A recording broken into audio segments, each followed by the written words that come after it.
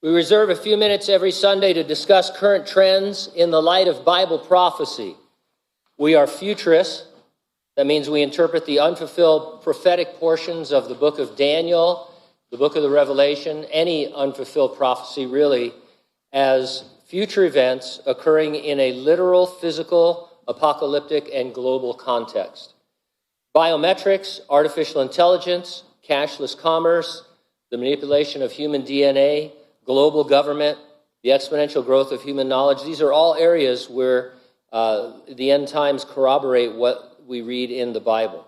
Now, we have for many decades understood from Bible prophecy that the end times would feature a cashless, contactless, global system of economics.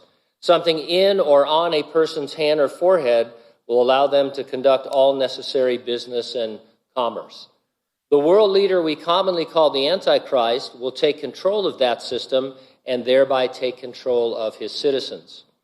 One pretty good argument against this ever happening was that the world's governments would never be in a position to force everyone into participation. But it's an argument that's being undermined thanks to the global pandemic. We're seeing how governments are able to, with permission from their citizens, move us into a kind of a one-world scenario. Now, I read a post on medicalexpress.com titled, "Compulsory Jabs, Pressure Grows on Anti-Vaxxers." So now if you don't want a vaccine, you're an anti-vaxxer. I'm going to say this in a minute again, but let me say it now. None of what I'm talking about is about whether or you should or shouldn't get a vaccine. That is totally up to you. There are Christians on both sides of that aisle. We're talking about this, how it ties into prophecy, not how it ties into personal choice. So anyway, excerpts. A growing number of countries and territories around the world are forcing people to be vaccinated against COVID-19. Tajikistan and the Vatican are countries imposing vaccines on adults. In Soviet Tajikistan, the official news agency has published a government decree obliging all over 18s to be vaccinated without giving any further details. In the Vatican, the world's smallest state, vaccinations were made obligatory for residents and workers in February. Those refusing were liable to being fired. Italian doctors and health workers in the public and private sector must get vaccinated or face being banned from working directly with patients. On June 16, the British government announced all care home staff in England will need to be fully vaccinated. If approved by Parliament, the new legislation means anyone working in a care home must have 2 doses of a vaccine. The rule will apply to all workers employed directly by the care home, as well as to agency workers and volunteers. The mayor of Moscow ordered mandatory jabs for residents of the Russian capital working in the service industry on June 16.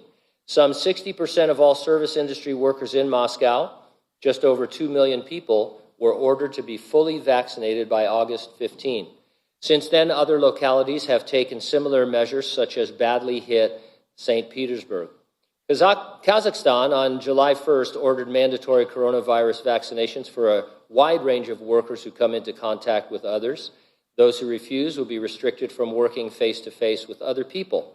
The city of San Francisco has announced it will require all municipal employees to be vaccinated, or they could face penalties up to and including dismissal. The new rule will take effect once the FDA approves the items that, on a non-emergency basis. More than 150 employees at the Houston Methodist Hospital in Texas have been fired or have resigned after failing to comply with orders to get a shot. I listened to a short clip online from a New Zealand official saying they would be, quote, chasing out those without vaccination or who, quote, missed their bookings to be vaccinated. Then he said, everyone will be able to get a vaccine, noting that some of them we will have to look for and go out and find. So you'll have the opportunity to get it because they're going to find you and give it to you.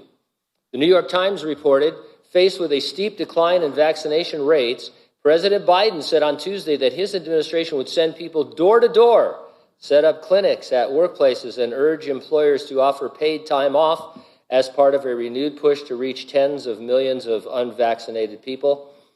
Top health experts say that it is simply not enough and that the president needs to take the potentially unpopular step of encouraging states employers and colleges to require vaccinations to slow the spread of coronavirus.